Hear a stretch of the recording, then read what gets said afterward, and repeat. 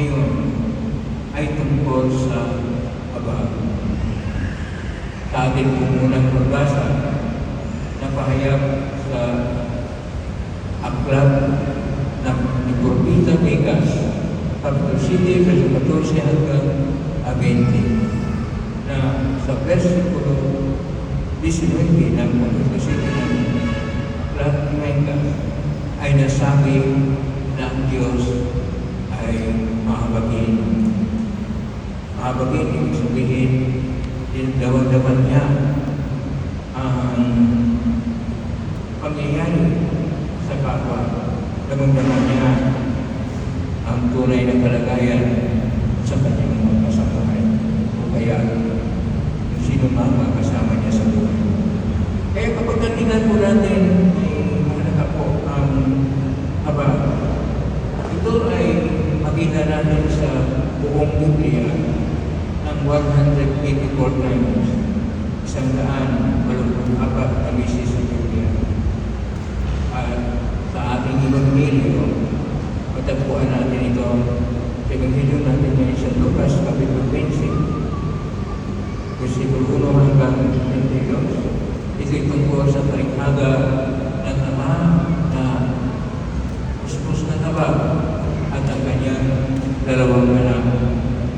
Ang bunso na alibugha at ang panganay na nagmamataas sa iyo. Ang tingnan po natin dito ay ang Aba ng Ama. Mas maging sa Lucas, Kapitulo 20, versikulo 20. Salita po ng ating Panginoon, ang Aba ay China. Pero dahil ang ating Ebanghelyo na kasulat sa Pilipinas, kung ito po ay Francisome. At nasali naman sa Latin, Misericordia. Ang Misericordia ay mula po sa dalawang salita, Mystery, pakiramay, lahat ng mga lalaki o may problema, at core, at ang core ay puso. Kaya Misericordia, na dapat ang puso natin na nakikiramay, nagkaroon tayo ng maluwasan doon sa ating kapwa, na damang-daman natin ang kanilang dinaramdaman o ang kanilang kapwa. Kaya kapag tingnan po natin itong pagkaroon ng Aba, ang Aba ay una sa lahat ay siyang pinakakarakter ng Diyos. At dahil tayo na tao ay nilikha na imahe ng Diyos, dapat magpahayag rin tayo ng ating Aba. Kaya tingnan po natin mula sa Kalukuhan hanggang sa Kalukuhan, ang Diyos ay Diyos ng habagin. Puspos siya ng pag-ibig dahil sa kanyang pag-ibig, awa at Aba.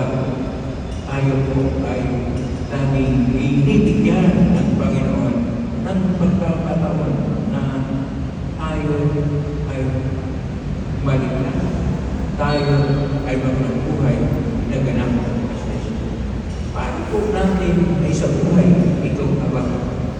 Una sa lahat, upang tayo ay magkaroon ng Aba sa ating pagkakataon, hindi po tayo tumitingin sa ating sarili. Hindi rin natin tinitingnan kung ano yung mga nasa laging patayuan o kalakaran ng ating sambayanan.